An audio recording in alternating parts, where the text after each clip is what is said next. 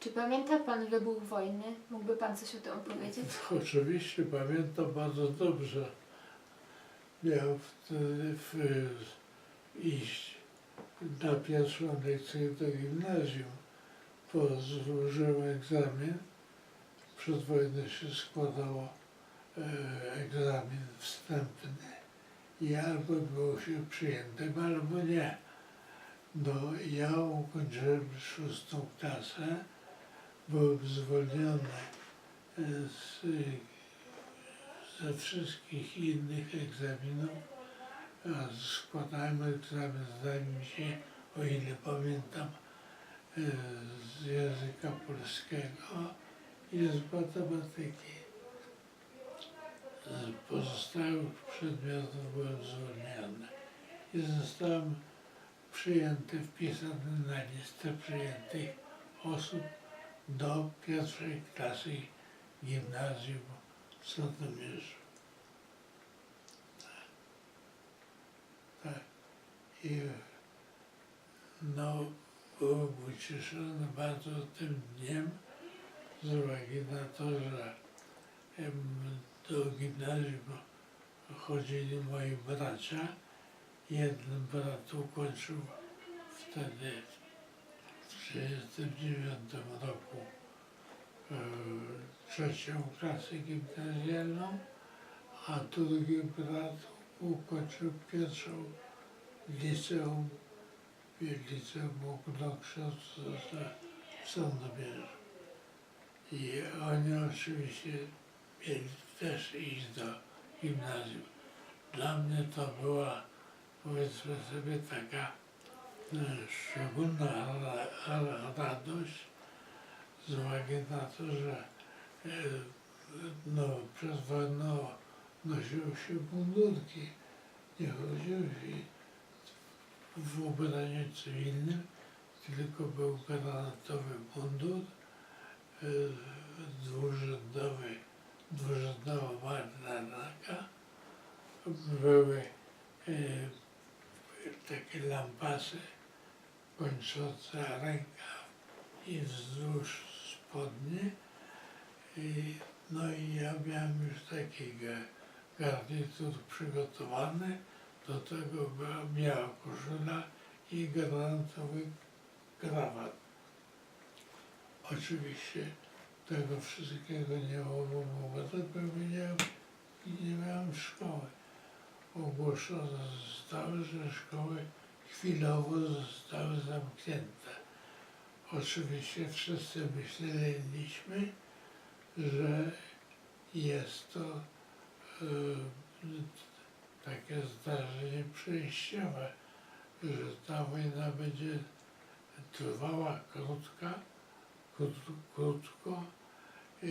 No i Niemcy oczywiście przegrają tę wojnę, ponieważ były nadawane dzienniki w radiu, telewizji wtedy nie było, no więc w każdym razie informowano społeczeństwo, jak się przesuwa linia frontu.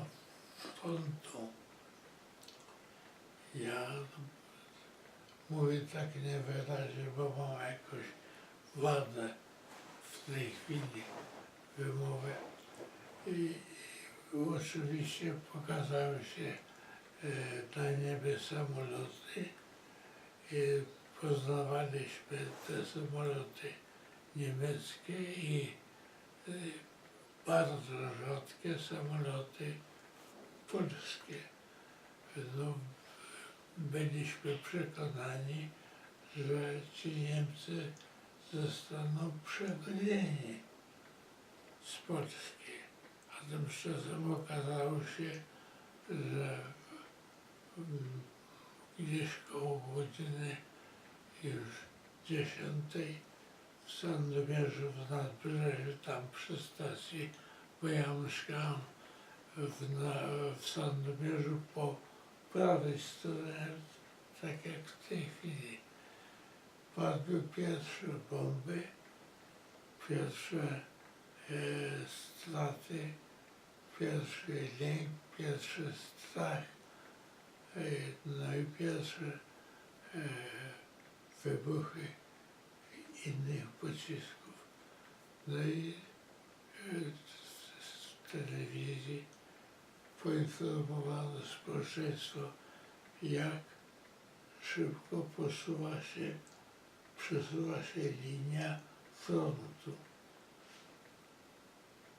No więc okazało się, że ta linia frontu bardzo szybko dotarła do Wisły i już były pociski pierwsze z lewej strony Wisły, a więc z gór pieprzowych.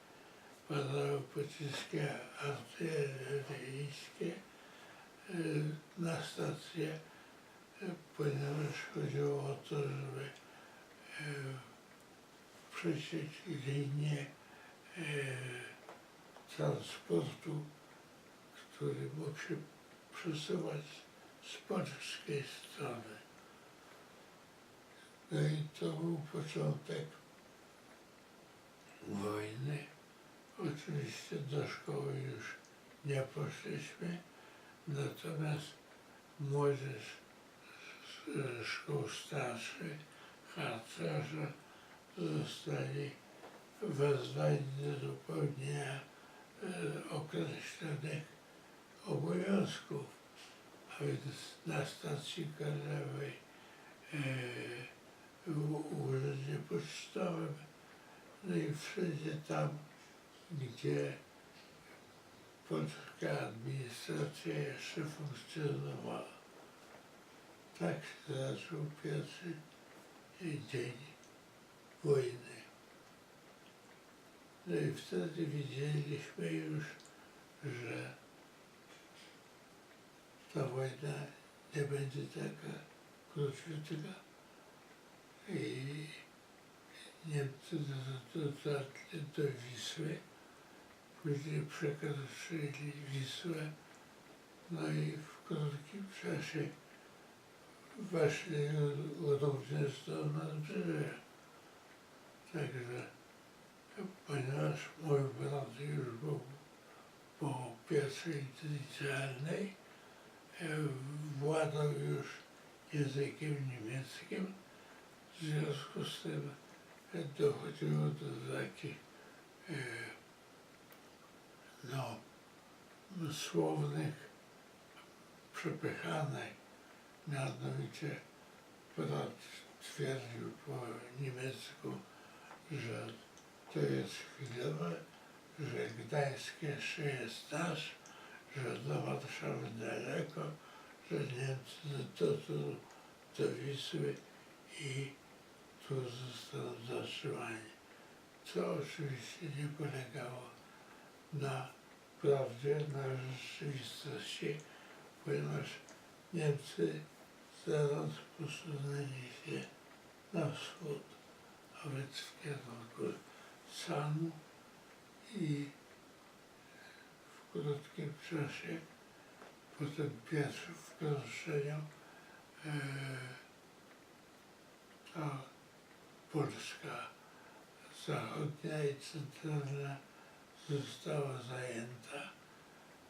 Została zajęta aż Przemyśl i cała wschodnia Polska.